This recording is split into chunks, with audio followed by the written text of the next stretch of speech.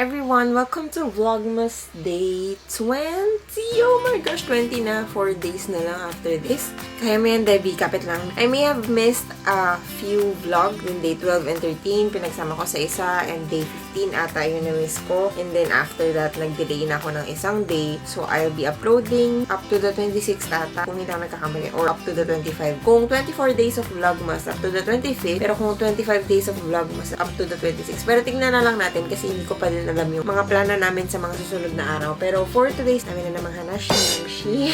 Ngayon kasi nag-upload pa yung Vlogmas Day 19. Ito, nag-upload pa siya. Tapos, kailangan ko mag-rest dito sa kwarto kasi, kita nyo, yan, si Ellie kasi nag-exam. Kaya nandito sa spare room na to, yung table na to. Tapos, dun sa likod, andun yung mga in-unbox ko. Tapos, dito yung mga wires and cables and all. Tapos, nandun nakikita nyo yung aking, yan. Kung ano yung vlog na ina-upload ko ngayon for Vlogmas Day 19, yun yung, ito.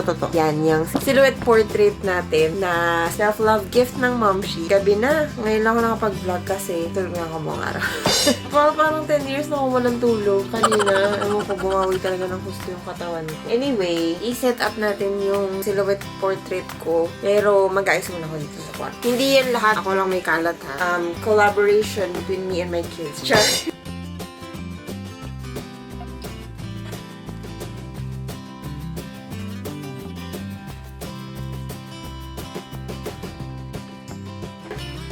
Ayan, so at least mas maayos na siya ngayon. Hindi super, pero at least mas maayos na siya. Ayan, sa gilid. I have my laptop here with me na kung maririnig niyo yung fan, naghihingalo po.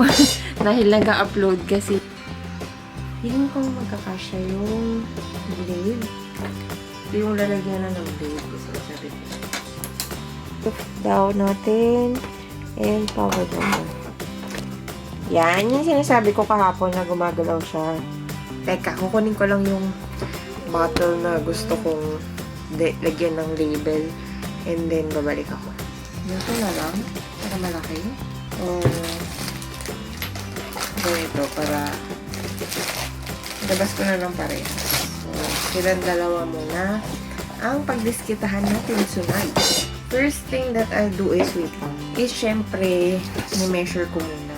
Parang gusto ko yung label niya is patayo since maano naman na siya. Malapat. 8 cm ba? Pwedeng 8 by 8. So, pwede ako gumawa ng, siguro lalagay ko na lang word na facial wash. Ganun. Gumawa tayo ng text. Tapos, syempre ayaw mo yan kasi ang basic. Yan, pwede naman. Facial, tapos gawa ka pa ng isa pang text, lagyan mo wash.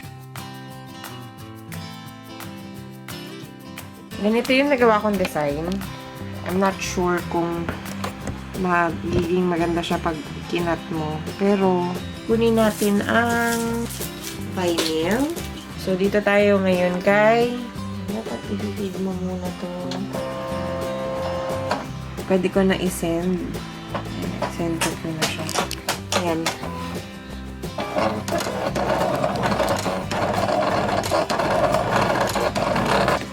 Tapos, i-release mo. Gagamitin ko na yung cutting mat kasi hindi ko siya ma-matless cutting.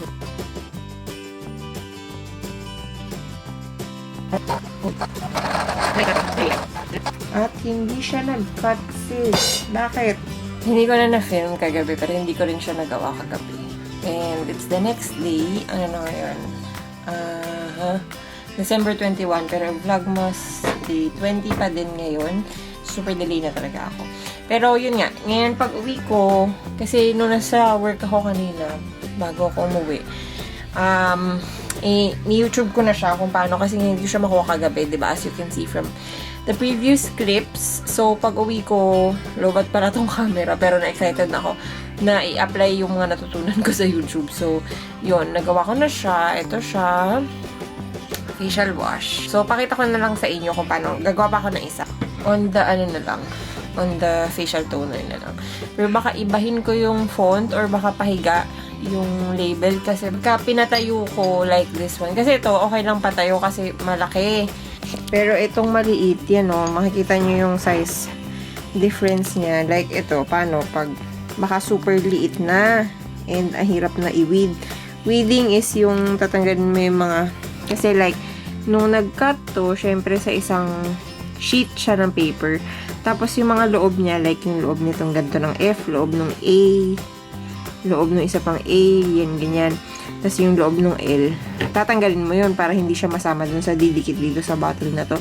So, pag ganito na siya kaliit, baka super liit, and mahirapan ako mag-weed kasi wala pa akong weeding tools. Ito lang gamit ko yung mga pin nung sa pagtatahi ko. So, i-set up ko muna doon ulit sa Silhouette Studio yung layout ko dito. Nakita nyo naman na from the previous clips kung paano ko nile-layout. So, papakita ko lang sa inyo kung paano ko i-cut, weed, and dikit dito yung magagawa ko na bago. So, ito na yung una ko nagawa. I'm so proud of myself for my first project. Ang ganda, diba?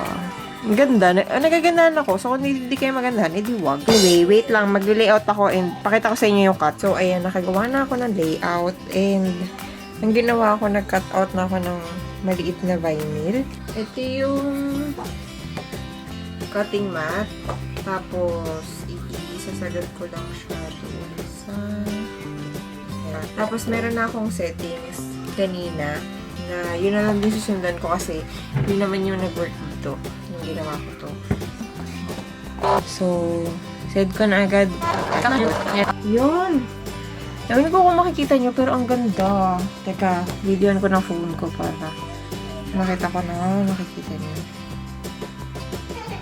Tanggalin na natin sa cutting mat niya. Ito yung nakat natin kanina.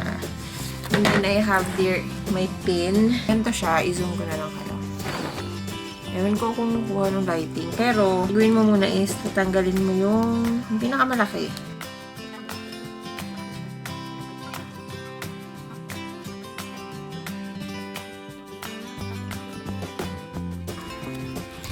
Feeling ko may mas madaling way dito.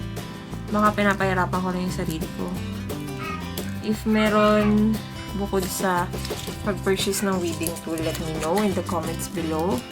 So, yan na siya. Natanggal ko na yung iba. Pero, kung makikita nyo, like yung loob ng F, yan, meron pa siya. Tatanggalin natin yan. And then yung L, and then yung O, tsaka E. So, ganito siya. Tatanggalin ko lang din.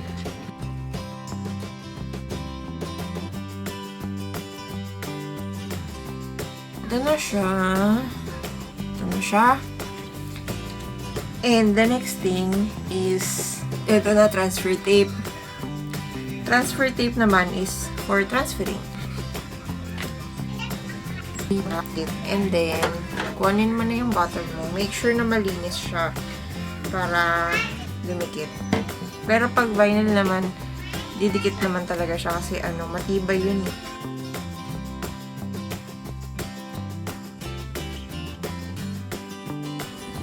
So, pag transfer na siya sa transfer tape mo, ganito na magiging itsura niya.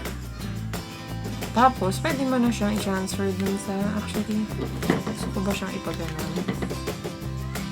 Pwede. Pwede pa lang patayo. Ayan. So, ganito na siya. Facial tone. Tapos, ito yung kanina kong nagawa. Facial wash and facial toner. So, ngayon, alam niyo na kung ba't ayaw ko pang gumawa ng mga ganitong blend nung isa kong vlogmas na naggawa ako ng blend.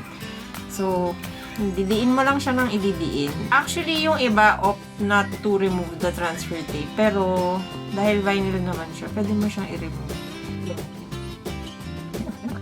So, yan. Diba? Ang ganda. Ang ganda.